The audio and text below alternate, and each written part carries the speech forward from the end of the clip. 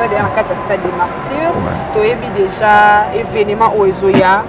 il a fallu pour le 29. Le 29 octobre. Le Stade des Martyrs, le programme, une organisation en Ezo les Kandé. Ouais, organisation Ezo les très kitoko et vraiment coup de chapeau. Il a fallu pour pas aigle de la musique africaine où vraiment depuis embrasser carrière sur le depuis 2006, le 2022 jour pour jour déjà 16 ans. Et depuis qu'il fallait pour banda carrière c'est-à-dire carrière moko en succès, c'est-à-dire il fallait depuis banda 2006 il est toujours en succès, a percé, a kende toujours et à Ndimisco Lelo a osé affronter Stade des Martyrs. Mais na aucun mois batu mususu ba osala analyse ya ko boya ko lobaki concert exact ya ko déstabiliser c'est-à-dire fallait ça combattre makasi. Et même à côté des musiciens, des collègues des musiciens, des journalistes, des avancement, il fallait pour partir, pour déstabiliser, il fallait pour passer mon il y a des leaders, il y a des Nzambe à Pona, les autres ça va succès, et ça qui est Nzambe Mutakoma. Concert on est bêta ministère de Martyrs. Magaouz, Kim Jong.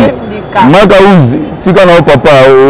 Ça c'était déjà facile. Eh, fallait pour papa ça les a abeta la Stade des Martyrs a marqué histoire. Que non, na sala, na embrasser que pour abeta Stade des Martyrs na quartier la terre et pas confier le midi. Mais depuis qu'on a embrassé carré solo na e. Azasko ko beta ce Stade des Martyrs ya yemo ko fali aigle na ba pété di bandalou na e. Elles ont pas l'histoire na la qui ça yango pe na batu. Voilà mon Stade des Martyrs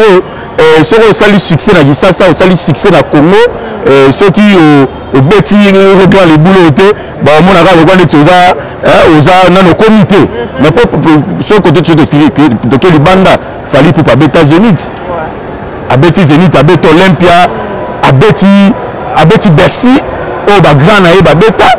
Il est à Bercy Bercy au temps si la génération de l'eau, 5e génération, nous tout le monde a affronté Bercy wana, à part fallait pour pas. Nous le bas que non, c'est que ça qui fallait pour pas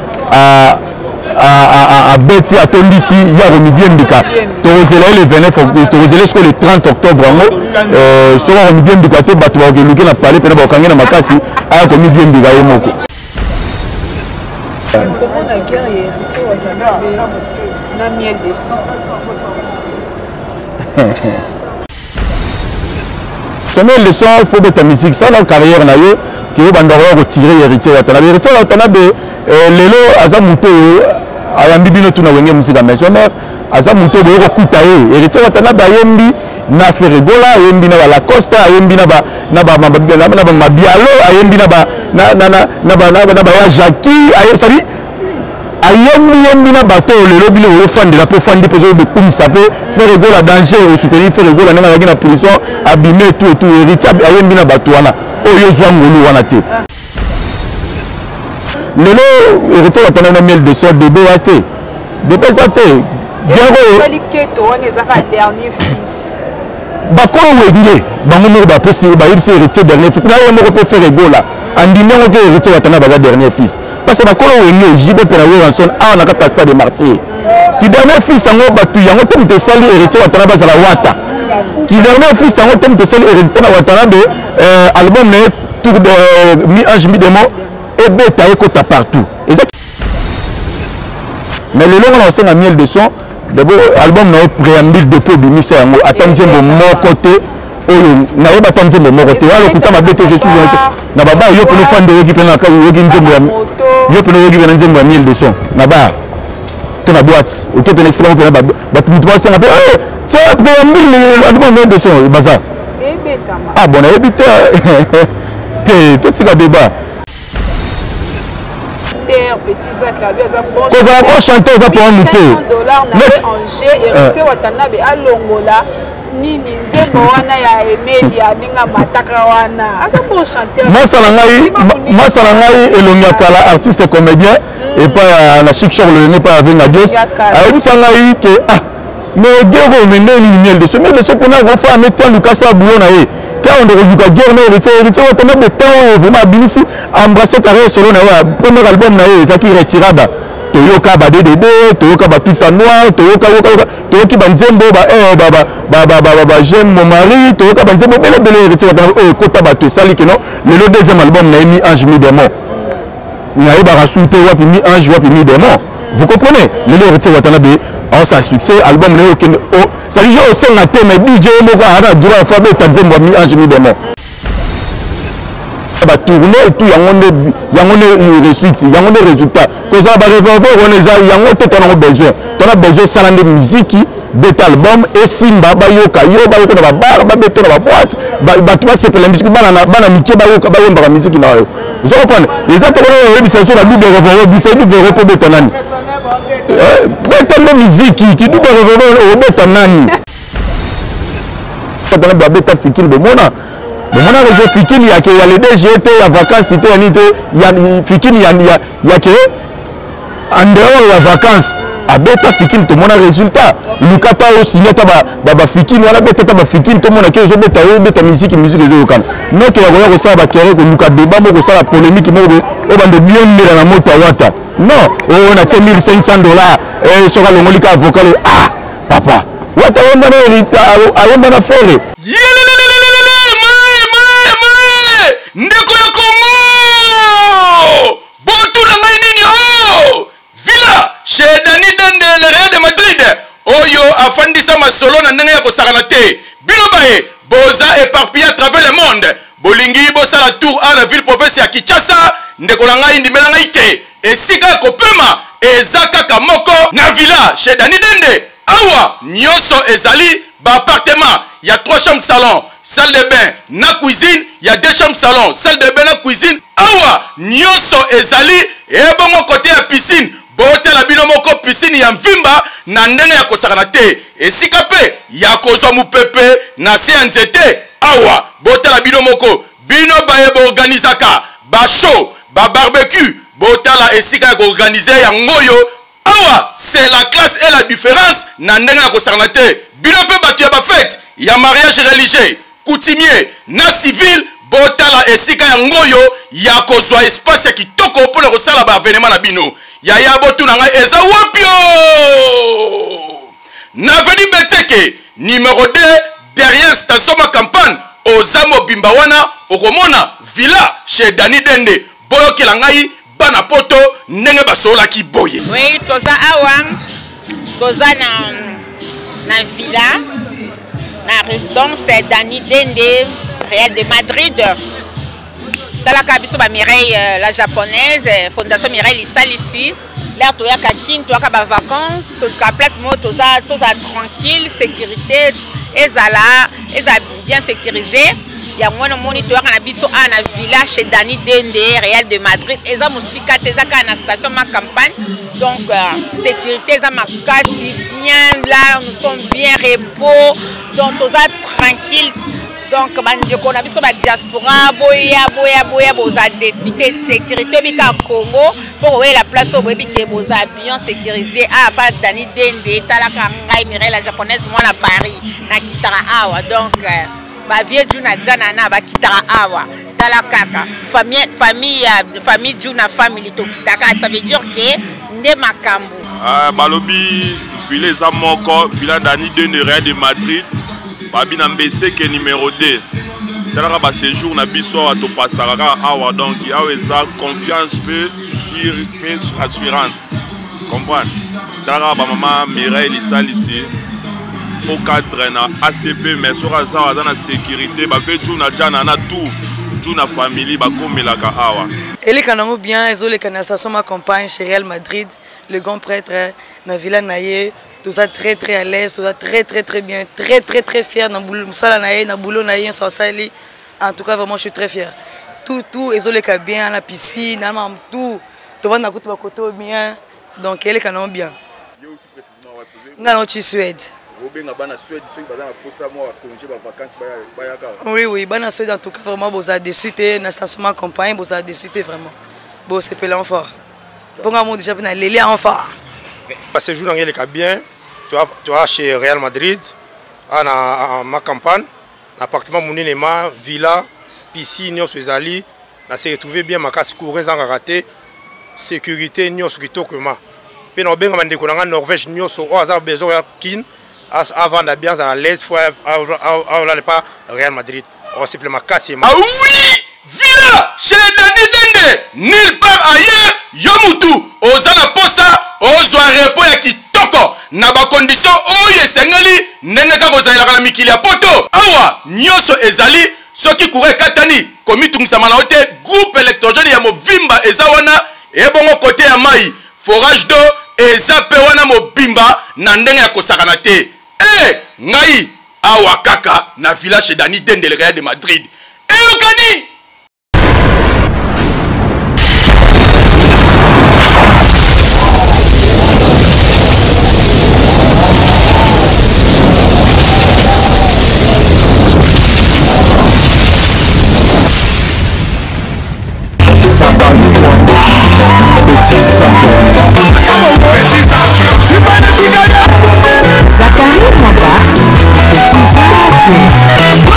Bienvenue dans notre chaîne Esha News Télévision. Un grand merci à tous les abonnés. Vous continuez toujours à s'abonner à Esha News Télévision. C'est moi votre humble servante André Samzela de longue jambe. Je suis de retour à Esha News Télévision malgré santé Ninganaki. Grâce à Dieu, Nazara Nanabino. Merci beaucoup à Papa Ima Kapita, Motema Mama Chandra Kapita Machangani.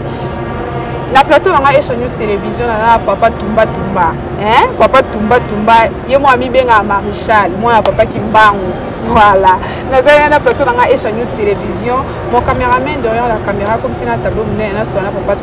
bonjour papa. Ouais, bonjour Mundela, bonjour, tout bonsoir. Au moment où laquelle Internet tout bazar est parti à travers le monde. Barozo Bisso, Nanzela Esha TV, Pena Tumba Tumba TV officiel. C'est bien moi Zakari Mwambazet M, le général de la presse internationale. Le général de la presse internationale, moi on a papa Eskaka, donc on peut dire qu'on a un Nzambalame.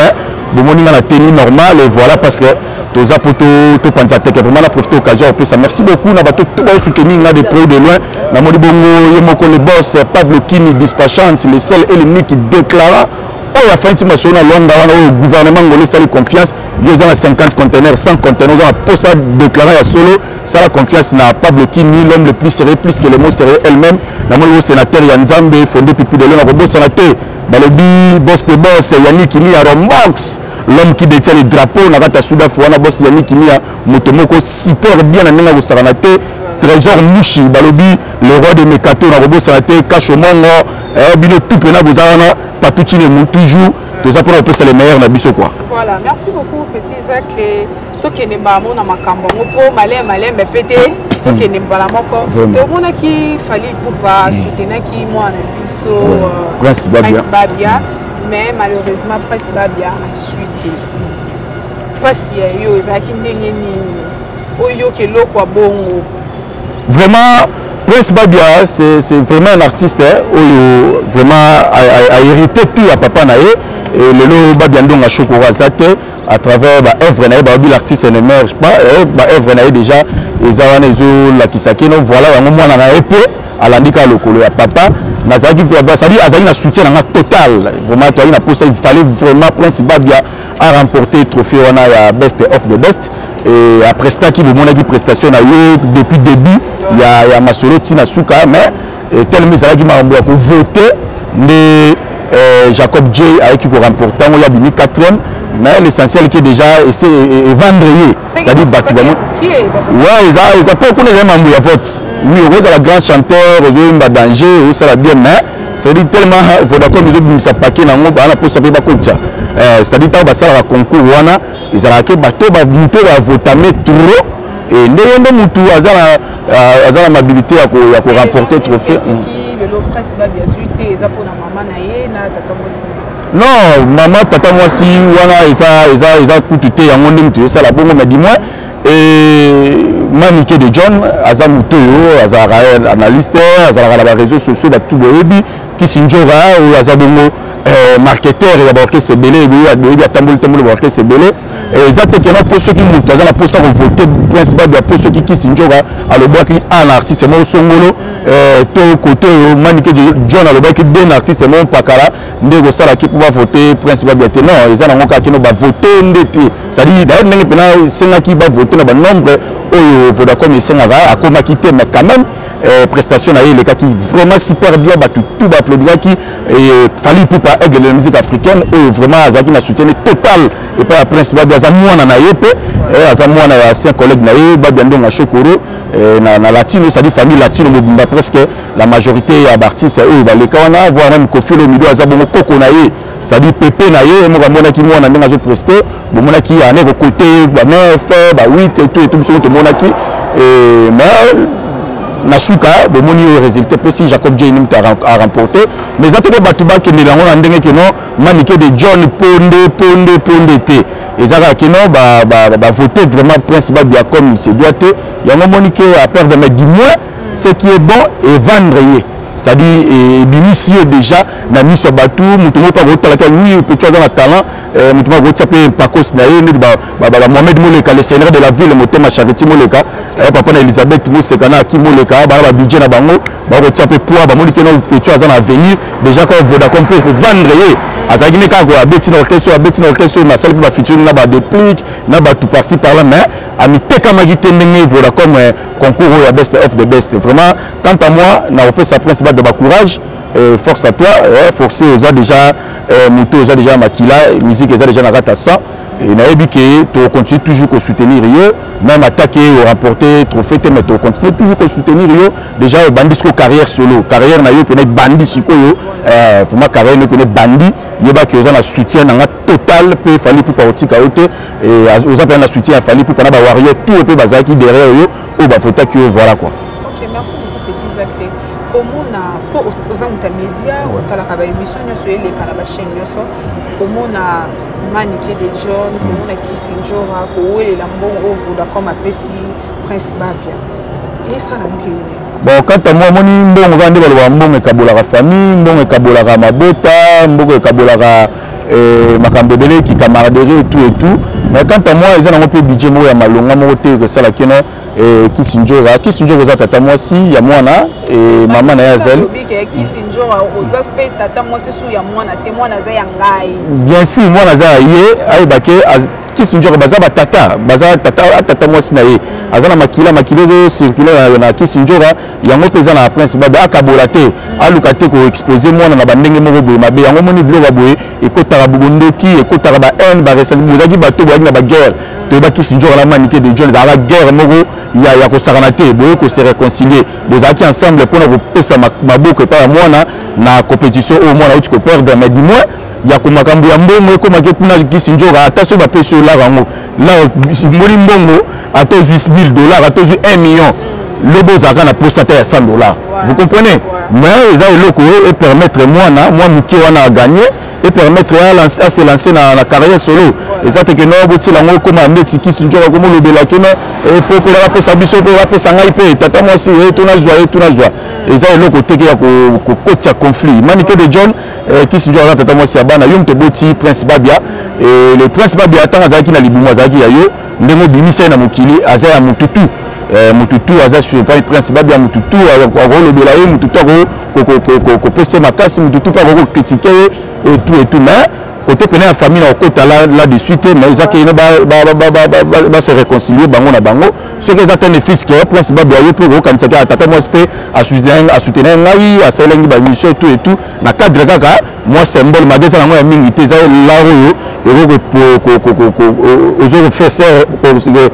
se faire lancer la carrière solo et voilà il y a permettre la studio il y a permettre enregistrer il y a permettre ça la clip et tout ça la montée à grave OK et côté sa famille cabo la famille vraiment côté on a aussi na pena na Kisinjora na manique de John Boutiana c'est de luka ko fongola nzela moi continuer musana et normalement parce que lobby pe si ma lobby ce qui lobby pe vraiment ça ba succès a comme lobby pe le gola ba héritier comme le gola ba fali a comme le gola ba bina filé et ça les aka le coup monnaie aux on pas na bino le ce qui principal des gens na budget le lot et ça au kangela ko pe ça Kisinjora te posa azata tata moi sina voilà c'est un peu ça. Petit Zafé, tu as déjà en 4 stade des martyrs, tu as déjà événement au Ezoya, il a fallu pour Beta le 29 le 29 octobre à stade de Marty programme une organisation en isolé candé ouais organisation isolé très kitoko et vraiment coup de chapeau na fallu pour pas aigle de la musique africaine ou vraiment depuis embrasser carré sur le depuis 2006 si le 2022 jour pour jour déjà 16 ans et depuis qu'il fallait pour pas banda carrière naïe c'est-à-dire carrière moko en succès c'est-à-dire il fallait pour depuis banda 2006 Tilelo il est toujours en succès à percer à kende toujours et à Ndimisco Lelo a osé affronter Stade de Martyr. Au Stade de Martyr, il y a grand liboulou, il y a un espace à 80 000 places assises. Il y a 80 000 places assises, mais ce qu'il fallait pour pas, à l'obaki, à retourner Stade de Martyr, ayebi na succès à Zanango, na musala Zanango, bah c'est plus la ranaye, bah tout le monde basé partout à travers le monde, on a battu à outa de part et d'autre, bah outa, bah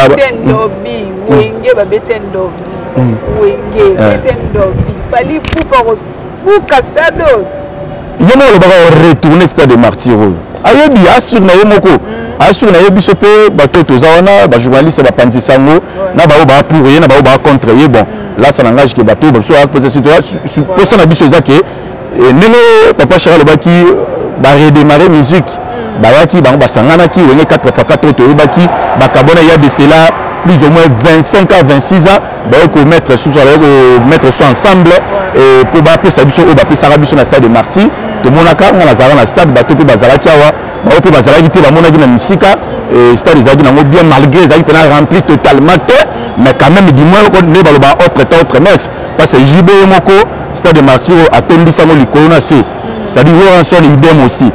mais bango ba sangani bango nyo surtout mais bapesa ki biso o bapesa ki autre max ndeka balobaka mais fallait tout pas c'est un jeune au lelo azana makila na mai aza vraiment na azana na makambuna na nzoto na ye yango faut pesa vraiment les meilleurs na ye yango batu tout baza pena déterminer mais na oka mwa batu mususu ba osala ba analyse ya ko boya ko lobaki concert exact ya ko déstabiliser c'est-à-dire fallait ça combattre makasi et même na côté côté musicien collègue des musiciens na batu mususu ba journaliste na batu mususu o balingara avancement to balingara pe fallait pour pas te ba luka ko ça pour déstabiliser fallait pour passer moni ya za eli de Dieu ya za o nzambe ya pona lelo soko ça ba succès et ça que nzambe mutakoma babi o Jolene Zitaemba ce qui est écrit il fallait pour pas et c'est comment nzambe ya sala o azala lelo azali et voilà biso to c'est la kaka tozala na pour ça la matraquage tozala pour ko lobela ko ça la communication moko et comme la bateau et bazana ba fin fort batu mususu bazo kaka rango na ba réseaux sociaux mususu pe bazo kanga bouche à l'oreille mais yo moko déjà sauf est prévu le 2 octobre à ozala bongo déjà awa na Kinshasa na groupe d'accompagnement na Mobimba F victime pour na préparatif il y a événement nene o ezabongo vraiment attendu na ba couche nyo surtout il y a fallu pour pas na kata stade de Marty to so paka ba fleur to za na pour na pesa kaka ouais dimanche tout le monde vous avez une marche de santé oui ba wario bazaki na marche de santé ba go aussi que sango awa et tout tout le monde qui Mignon Abraham bazaki na ka ouais Mignon Abraham azalaki c'est ça que l'artiste ali azo soutenir pour ayo grand frère azo soutenir pour c'est ça on a besoin ngo lobi pour za la héritier azo pe soutien pour la bani ouais bobi yo kitisa kitisa Mignon Abraham olinga kota na F victime ngendeni te kitisa Mignon Abraham aza artiste monsieur to yebaki qui na BCBG embrasser carré solo na ye a évolué pas mal ce qui lelo a soutenu Fally pour ma beza ne pas parler bakena et qui tisi Mignon Abraham to et le mole qui Mignon Abraham to non c'est ça que artiste a soutenu artiste minima artiste le bi payer ça me pas reçu na le pas commis pe na succès et qui a eu pour succès comme que non c'est Fally pour parler que non je soutiens mon jeune frère Mignon Abraham pour soit na concert même pas kala to songolo to pas kala et vous avez fallu pour pas me quitter ici non et ça qui est artiste à Sangai na ba warrior et après c'est pas message na apport na moi 2-3 personnes qui balandaki na sima ba yepe pour na ko participer à événement où il a fallu pour tout bazo selango et ça pour na biso Congo il y aura des gens oyo bakouta na Côte d'Ivoire, bakouta ba Cameroun, bakouta ba Mikila Poto, Roger Ndonga le colonisateur, Roger Ndonga le colonisateur il peut a mobilisé batukuna na Paris et moi délégation mo pe ba eroya pe awa pona ko soutenir toujours l'artiste émissaire Fally Ipupa. Soki concert wana beta ministère de Martin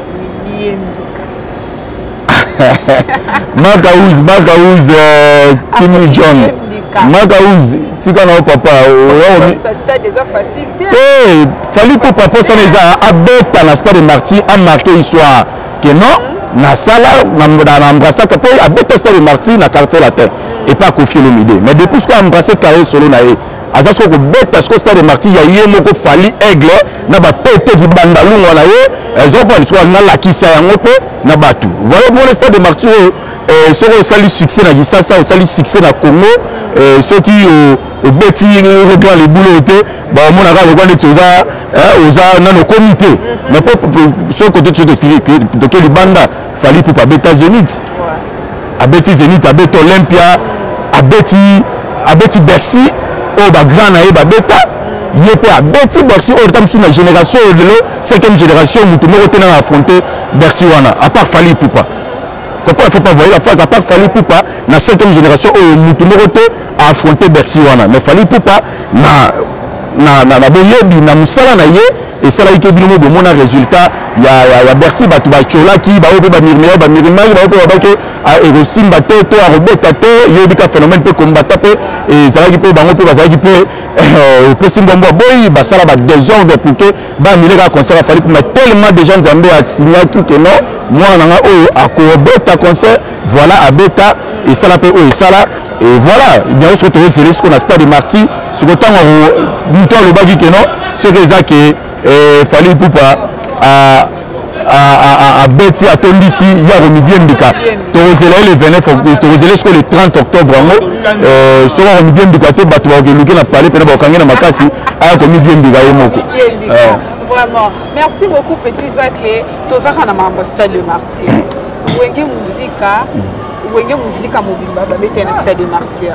Fally Ipupa le 29 octobre azobeta na stade de Martyr héritier watanabe asa déjà nos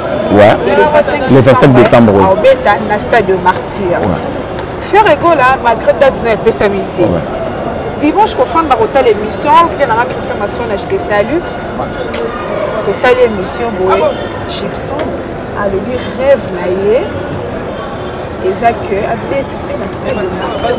hélicoptère. Alors, comment on a artiste na biso ya mboka na biso bazo na basa makambo wana ya malambo oui, c'est bien. Déjà papa Charles Obaki redémarrage, redémarrer musique. Moni depuis ba beta ba stade wana ça daté, c'est-à-dire j'ai ba temps musique et beta sur la stade de Marseille tant wenge et sangani ba beti et ba fungoli sur porte pour na ba leki ba jeune frère na bango o pe baza koya ba affronter pe yango ba beta ko ça pelo moi bien ko yango na obiti na obaki le bandela kino eza pena défi munene oyo musicien oyo ça la succès azo ça la succès bandi musique na ya wana Congo to yebesika bandeli ti akomi azala ça succès ngo tout et kendeka bongo te sans qu'il a affronté stade de Marty yango moni Fally Ipupa a confronté le 29 octobre héritier watanabe BP déjà tu en Kodia et pas le roi de la forêt phénomène Nyama Makanda le roi de la forêt tu déjà en Kodia tu déjà tactique déjà des jeux pour na yep à la stade de Marty le but vouloir ou pas et à Robert taper dans la stade de Marty le 25 décembre vraiment la fleur Gibson Butukondo le peu yep à lobby alors bagana monoroté et sur ici bagana monoroté fait pena à betaper à la qui s'appelle de quoi il est capable mais avant pour beta faut pas yoka nous il faut contre baba il faut yokama il faut beta maka il faut après pour ya mais quand tu le baga tu fandika keno po kingani bo le bita beta stade yopo le bita beta stade et stade ça na mututu ezala na mbongo na yo oluki gestionnaire à stade de Martyr louer stade ayo et calé date na yo au sali promotion na yo au beta stade ça na mututu voilà ils ont mututu voilà et ça appelle le roi bien musique et zongi ça dit qu'on va passer la musique on est zonga tout le monde a pu concert et défiler à la salle de Marty et c'est le moment vraiment bien Merci beaucoup, petit Zach. Le moment, il y a bien comme on a parti Bisso, on va un stade de martyr. Tout ça, un stade de martyr, et ça, on a pas fallu pour pas. Abimi, si idée, on va un stade de martyr, on parti Bisso, on sur Balandi, on sur un stade de martyr, ou bien, dans tous les phénomènes, nous en a été. Non, il fallait pour pas annoncer un stade de Martyr. Depuis que déjà, on a fêté 10 ans de carrière dans le stade de Martyr. Mais il rataka et Rupaka via la close et Simbarate pour libérer le stade de Martyr. Et maintenant, ce que l'élo a commis prêt à ce que déterminé pour se pélissaper. Batu a la carte stade de Martyr à ça la paix à ça implice na ba oba grand frère ba beta la ba oba grand frère ba sala il pas ya contribuer implice là que non ah nous peut être en zone maya de la stade à beta stade de Martyr pour la paix atali wo atali jibe atali kofi atali ba papa mo ba kaiser atali pe fali ah ça n'est pas apporter à nini on comprend fallait pas apporter à nini na stade ango ça dit peut être en nini il peut faut apporter du nouveau voilà les stade des ango wana ya mututu et quitte à yo makasi na yo musa na yo sala et sur les autres tabatu ça bien bateau balinga pour la bonne musique et là nous sommes des fanatiques il y a yote aza wariote aza spiritualité aza wengemanité aza latiniste ceux qui la ceux qui confifito confiette mais du moins à ce plané quand la musique na yo salaka envoyer na yo quand musique na yo voilà ça pour la mututu. Merci beaucoup à toi, petit Zach, et un grand merci à mon vieux Christian Maswana. Place à Zali, un gros bisou à yo. J'ai nama. Tout ce qui sont moins d'âme. Ceux qui sont on a fait un gros salaire. Ça va bien, ouais. Qui sont un peu ça va bien. Ouais. Comment on a guerre et hérité on a miel de sang. Invité. C'est ça que vous avez coulé dans la Eva Tumba. Eva Tumba Kalombo balobi mokonza inverse to sola na Eva to sola na Dani Dende le Real de Madrid balobi l'homme qui arrête l'état Dani Dende le Real de Madrid patron oazaka na parler na makampa et to sola na batebele bele na Tina la sexy Tina la sexy de Suède Tina la sexy de Suède na mutu na Marco Polo balobi l'homme de Divisa Marco Polo to sola to peut-être moi l'histoire moi guerre il y a héritier Watanabe na miel de son mais le son faut de ta musique ça dans carrière na yo qui est bandoro retirer héritier Watanabe lelo azamuto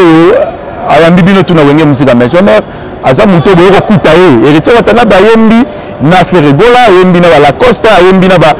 mabialo ayembi na ba ya Jackie ayesali ayembi na bateau le lobby le fandi la pour fandi pour de kumisa pe faire rigoler la danger au soutenir faire rigoler na la prison abîmer tout héritier ayembi na bateau wana oyo zwa ngolu wana te ayamba ki bino la wenge musique maison mère azaki motema refungwama vers batutu ba op héritier sala ke pe ba yemba na wenge musique maison mère ba miye de sika baza op héritier contribuer pe pour que ye soit tu tape mon courrier te pe na kata wenge musique maison mère lelo héritier watana na miel de sort de boate de pesate dernier fils. Bakolo webile bango mo ba pesi ba yebisi héritier dernier fils. Na yo mo ko faire egola. Andimé ngo ke héritier watana ba dernier fils. Parce que bakolo wenye jibe pera yo ranson a na kata stade de Martyr. Ki dernier fils ngo batu yango te mte sali héritier watana ba zala wata. Ki dernier fils ngo te mte sali héritier watana de album ne tour de mi ange mi demo et beta ekota partout. Ezaki dernier fils te ezaka la kombo ka ba surnommé azaki na ba vie na ye komona ke na ba vie na ye bazaki na ye yazaki na ba vie na ye tant bazali na projet na bango o sati petu azo ko aborder ba vie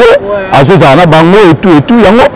na suka pe na événement ba bengisa ki pe ye ba maiti na podium ba bengi dernier fils faire rigoler pe il a avoué que non héritier watana de dernier fils rien à pêche yango te moto de bango pe katani même ezaki ba golo ba ndeko critiquer to ba ndeko finga héritier pour na likambo dernier fils yango voilà ye moko leader na bino akati débat wana que non fait héritier watana de dernier fils yango tellement te ça la que non pour ça la beauté zone sa beauté mais le long on a miel de son d'abord album na préambule de peu bimisa yango attendez mon côté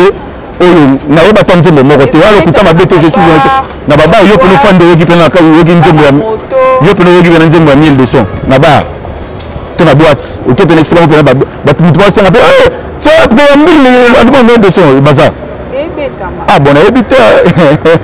te tout ça débat et mieux de choses mbano bien aux bon chanteur et tu watana de peu as bon chanteur ça peut ça na ça la carrière na yo tika ba distraction wana ba distraction mo ya koluka il fallait que ça la promotion ya disque na préambule batu ba yo kalmo que non que o bana okota na ba querelle moko na ba ranking moko bezanga mutu na makolo chanteur petit Zaklabi za bon ko za bon chanteur za pour mutu $5 en jeu héritier watanabe alongola nini nzembo wana ya Emelia ninga mataka wana asa pour chanteur masala ngai elongia kala artiste comédien et pas la chic show le n'est pas avec Nadios ayebisa ngai que ah mais gero meneli miel de ce mais le ce pour na fa mettre Lucas Boulon na ye quand on regarde guerre na héritier watanabe temps vraiment binisi embrasser carrière solo na ya premier album na ye zaki retirada toyoka ba DDD toyoka ba tout en noir toyoki ba nzembo ba j'aime mon mari toyoka ba nzembo bele héritier watanabe kota ba to sali que non le deuxième album na mi ange mi démon na ba rasuté wapi mi ange wapi mi démon vous comprenez le héritier watanabe en sa succès album le ça dit yo son na thème DJ moko ana droit fa be ta nzembo mi ange mi démon ozo pas sur la beti gomela gomme mutu to telema ayo koto abeti raqueur ora mutu to telema ayo koto abeti bo ça dit mais ce qu'on yo miel de son nzembo na nini o pe mutu ko fanda pe be ba yo ko pe mutu pa telema bini on pe na ba na ebito na pe le putain abete na contre miel de son mais du moins na sunga miel de son ça musala atika distraction contre la querelle moko bo oluka ranking moko na héritier watanabe o kutu azana mina se double revolver a bibino so bisi na gauche ou bisi na droite double revolver a si o bimisa bongo petit Zacle yebage yekuna na minduki toza na posa musique sala na musique bayoka yo beta musique bayoka yo obeta na babar obeta ba concert osala ba tournée et tout yango ne réussite yango ne résultat koza ba revolver on eza yango te tona besoin sala na musique beta album et simba bayoka na babar babeto na baboîte batu ba sepela musique bana mike bayoka bayemba musique na yo vous comprenez les autres on c'est sur la double revolver c'est double revolver beta nani beta na musique qui double revolver beta nani on peut te donner pour sa musique ça album et ça succès comme il s'est dit qu'est-ce qu'il y a à voir mais du double revolver ah depuis qu'on a préambule la mission on peut tout bon ce qu'on a deuxième il y a ce qu'on a osé la porte ça pour nous badinga ba signer ba stade na chipso le butu kondo le kutu a signé stade Marty parce que yo peut beta tali sur l'autre non na pe na robeta ta vraiment na robeta ta stade ata nani beta musique ça musique hein toi pour ça la musique beta ta ba fikine pour hériter watanabe beta fikine de mona réseau fikine ya ke ya le DG ya vacances c'était ya fikine ya ke en dehors la vacances abeta fikine to mona résultat lukata o signata ba fikine wala beta ta ba fikine to mona ke zo beta musique zo kana noto ya ko sala ba kere ko luka débat mo ko sala polémique mo o bande bien mira na moto wata non on a $1,500 et soka longolika avocat papa wata wenda na elita ayemba na fere petit Zacle ayemba na fere na okota ba kere te na $1,500 na yo wana mbongo na yo Lucas sala ngo makambo za ngo besoin Lucas sala promotion pour na nini na okela ko bimiso ba kero soka longolo nini apesa nani atika sa musique na ye et asa ndule na ye $1,500 na yo wana soki batindelaki to sayeli soki ezali mbongo kofuta pale to ya kosala soki nini sala makambo na yo lukango ntiango kutu meme ata na promotion ntiango ata na promotion ya disque na yo préambule bato bayokango noke ya koya kosalela yango bimisa na tv soki alongoli vocal oyo napesa $1,500 héritier moto ayemba na frère egola nzembo elioti bondombe akoma ya nzembo alioti bondombe soki oyebisanga yo zina moto akoyemba na frère egola te sala kutu fort lukata featuring na ye encore omolobele mpe bien okomi pire petit affaire egola luka sala featuring na ye oyemba mpe na ye encore eza danger eza grand chanteur yemba na frère egola mpo héritier sa yemba na frère egola ana eloko aprouve sur te voilà frère egola mpe entité héritier watanabe parmi babon chanteur parmi bagrands chanteurs wata pa ezali voilà y a pas débat y a pas match. Ok, merci beaucoup Vienanga petit Zacle.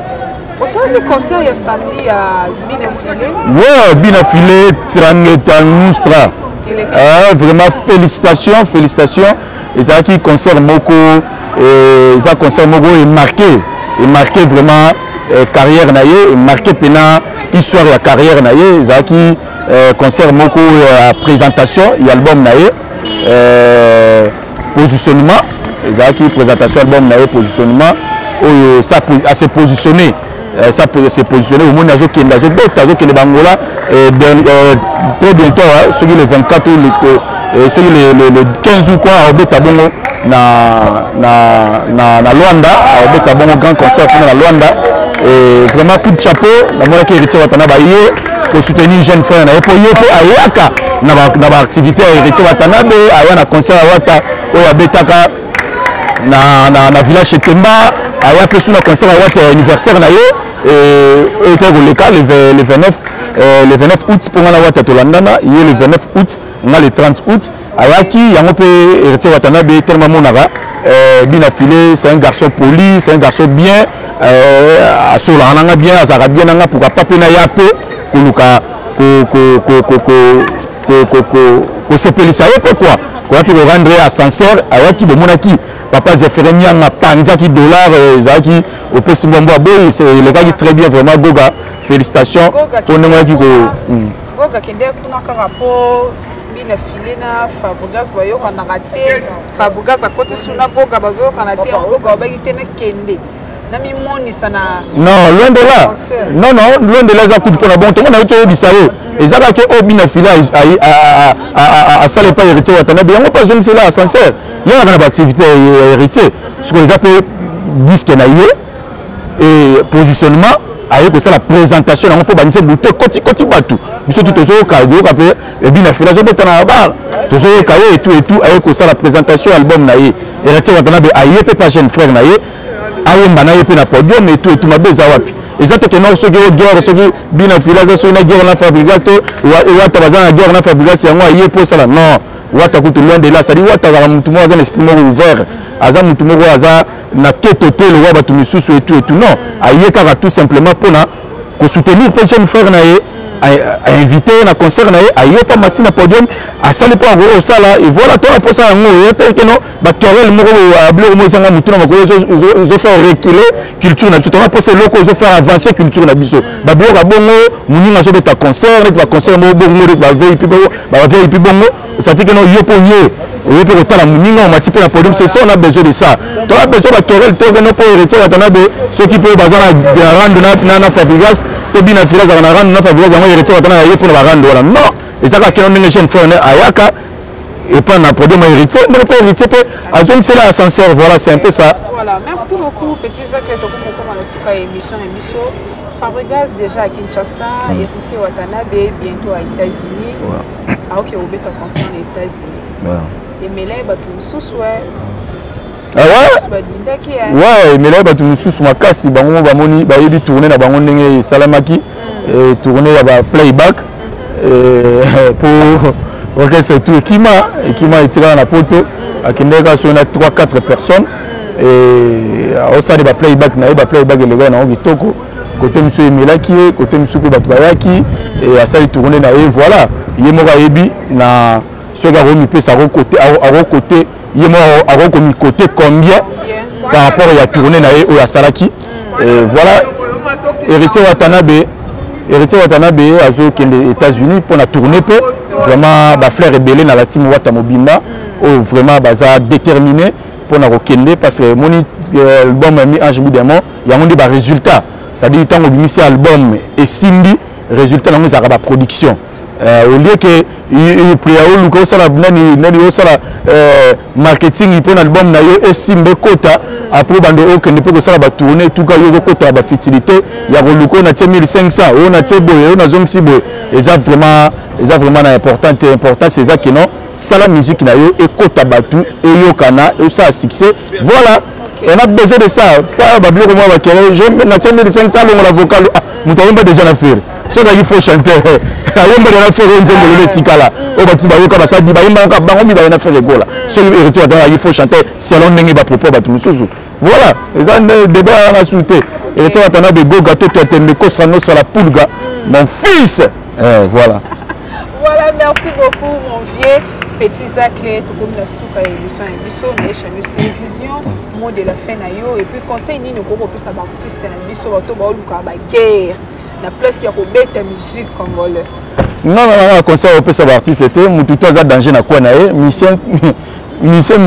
na mission to za danger na kwa na ye conseil ni au plus ya ko yoka yo. Mutu zo porter charge na ye ye moko na na ko conseil ni artiste musicien parce que ye moko ye bitongo ye se boya danger déjà. Il y a déjà danger. Il y a la majorité d'artistes belé mususu bazo ko tapata bazo tepate pa ponini bazangi ba bureau bazangi ba conseiller moko ya bien o ba ko poussa yo musika. Tu comprends? Il y a un peu de ma culture na biso. Ça dit faut dans bateau baza mitozo sala. L'artiste faut baza entourer na bateau mitozo sala o bazo sunga bango. Non que baza la wana yeza danger pour yoza danger la grand chanteur yosuka yo danger et tout est suka wana non moto mo ta musique zake yo wana danger yo wana zabe mais di danger ngo voilà tout match tout de tamawa Léopard na Éthiopie déjà bango wana bazo bima na stade bazo bima ça zo songo na kamera zo songo ba bima na stade Léopard au beta bango wana ba ko beta na équipe ya Éthiopie na ba Éthiopia ba auto beta ba sali 0-0 vraiment ya on monique non to na kata style beaucoup comprendre bien sûr ezala ki awa ba to ko kita et tout vraiment il a peu et émission les à boyer voilà c'est un peu ça na conseil un peu ça partie c'est mission te o ça na quoi na et ba ça na ba bureau bien bateau ba fungola le toyi ba yo ka batu ba artiste ya biso ya mboka ba on mona déjà tellement ça danger ça yemba déjà ba yo kaka e a mona que ça coma déjà OK faut préparer oreille na bateau baza pembe na te ah non président le loko ko sala ngobote et kende bote déjà tant yo yoka et ça la mutu bien mais tellement biso ba artiste biso na da danger na ba te so za ba bonamba ba simbara nde mona ra kene ya ko mona ga wa supérieur ya za danger là likolo déjà banini moyo ka kutu conseil mutu za pembe na ça te voilà c'est un peu ça mais dis-moi et dans un concert on peut savoir si c'est mi-7 toujours c'est là événement aux abonnés le 29 octobre en stade de Marty il a fallu pour pas vraiment on sait on a battu tout la bonne musique et c'est 29 octobre à stade de Marty fallait pour pas na F victime na le bimba ba ko affronter stade de Marty oyo vraiment merci na bawario tout besoin partout à travers nous besoin de soutenir au besoin toujours faut au moulin pour la réussite totale et événement vraiment merci pour sous na ba les spiritas au besoin toujours pour déterminer pour na stade de Marty à héritier watana le 25 décembre quand année 2022 vraiment ça est le mois bien merci na ba tout bolandi biso merci na le ombo mo konza Autriche les grands esprits merci beaucoup na Delix Mbota balobi Delix Mbota patron Feman Delix Mbota patron Feman merci na Patuchine merci et na ba tout vos états à travers le monde grand frère propre Miguel Ndenga leader italien pièce contre pièce là tu te vérifier merci na maman Clotilde Bondo plafond de Rennes véritable maman sociale Clotilde Bondo plafond de Rennes pourquoi pas Jeffa balobi Jeffa de Brazzaville vraiment merci pour notre soutien merci na joli fils du roi contrôler toujours couloir Kimbuta wana donc nous avons contrôlé merci beaucoup na batutu merci à mon boss honorable Léon Junior Nembalemba balobi le mannequin de l'Assemblée provinciale le rapporteur patron ya to sur la télévision pena magazine proche au Nicolo le transfert le plus cher Zachary Momba désormais à part Tumba TV officiel Nazabongo awa na point chaud magazine o zawana pour nous former ko informer pour divertir nos caractères merci na batutu merci vraiment de continuer toujours à s'abonner massivement à Echa Télévision pourquoi pas la Tumba TV officiel merci na Gédéon Lutondo élégantissimo vraiment merci beaucoup na Sandra Bamana merci na batutu on va toujours wana au fond pour nous soutenir biso le but aux agas wana pour nous ça le meilleur na biso quoi voilà merci beaucoup merci pour na yo nous permettre yambanga na plateau na vraiment merci na batutu quoi. Merci beaucoup mon vieux petit Zach Yandengo a accepté l'invitation en Gaï. Merci beaucoup à tous les abonnés à Échangeuse Télévision. Beaucoup de gens qui s'abonnent à Échangeuse Télévision. Merci beaucoup à papa Emma Capita, Moté maman Chandra Capita Machomani. Merci beaucoup à Christian Maswana. Là on se retrouve à la prochaine émission. Bisous. Ndeko ya Congo botu na ngai nini villa chez Dani Dende le Real de Madrid oyo afandisa masolo na ndenge ya kosakana te bino bae boza éparpillé à travers le monde bolingi bosala la tour à la ville province ya Kinshasa ndeko na ngai ndimela ngai te esika ya kopema eza kaka moko na villa chez Dani Dende awa nyonso ezali ba appartement ya 3 chambres salon salle de bain na cuisine ya 2 chambres salon salle de bain na cuisine awa nyonso ezali ebongo côté ya piscine botela bino moko piscine ya mvimba na ndenge ya kosakana te esika pe ya kozwa mupepe na se ya nzete awa botela bino moko bino baye boorganizaka ba show ba barbecue botala esika ya koorganize ya ngoyo awa c'est la classe et la différence na ndenge ya kosakana te bino pe bato ya bafete ya mariage religieux coutumier na civil botala esika ya ngoyo ya kozwa espace ya kitoko mpona kosala bavenema na bino yaya botu na ngai eza wapio na veni Beteke numéro 2 derrière station ma campagne oza mobimba wana okomona villa chez Dani Dende boyokela ngai bana poto ndenge basolaki boye. Oui, toza awa toza na villa na résidence Dani Dende Real de Madrid. Talaka biso ba Mireille la japonaise fondation Mireille isali ici là toyaka kin toyaka ba vacances toka place mo toza tranquille sécurité ezala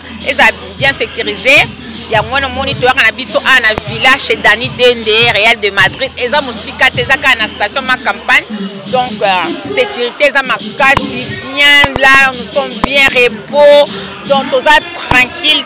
Donc, bandeko na biso ba diaspora boya boza décité sécurité bika Congo pour la place au bébé qui boza bien sécurisé pas Dani Dende talaka ngai Mireille la japonaise moi na Paris na kitara awa donc ba vie juna jana na ba kitara awa talaka famille juna family to kitaka ça veut dire que nde makambo balobi filet za moko villa Dani Dende Real de Madrid babi na mbese ke numéro 2 talaka ba séjour na biso ato pasaka awa donc awa eza confiance pe assurance comprendre talaka ba mama Mireille ici au cadre na ACP mais soka za na sécurité ba fait tout na jana na tout na famille ba komelaka awa eleka nango bien ezoleka na station ma campagne chez Real Madrid le grand prêtre na villa naye tout ça très à l'aise, tout ça très bien, très fier dans boulot sala naye na boulot naye so sali. En tout cas vraiment je suis très fier. Tout ezoleka bien la piscine, na tout va na kutu ba côté bien. Donc elle est canon bien. Yo aussi précisément ouais poser. Ngano ci Suède. Robenga bana Suède ceux qui bazana posa moi congé ba vacances ba yaka. Oui, bana Suède en tout cas vraiment boza dessus na station campagne boza dessus vraiment. Bon c'est pelant fort. Ponga mo déjà na lélé en fort. Parce que jour ngeli ka bien. Tu vois chez Real Madrid, à ma campagne, l'appartement Mounenema, villa, piscine, nous sommes na se retrouver bien ma casse courir sans rater, sécurité, nous sommes kitokuma. Puis nous benga mande konanga Norvège, nous sommes au hasard besoin kin, avant d'ambiance à l'aise, faut avoir pas Real Madrid. On s'appelle ma casse et ma. Ah oui, villa chez Dani Dende, nulle part ailleurs, yomutu, ozala posa, ozwa repos ya kitoko. Na ba condition oyo esengeli ndenge kaka ozalaka na mikili ya poto awa nyonso ezali soki kure katani komitungisa na ote groupe électrogène ya movimba eza wana ebongo côté ya mai forage d'eau eza pe wana mobimba na ndenge ya kosakana te ngai awa kaka na village Dani Dende Real de Madrid eyokani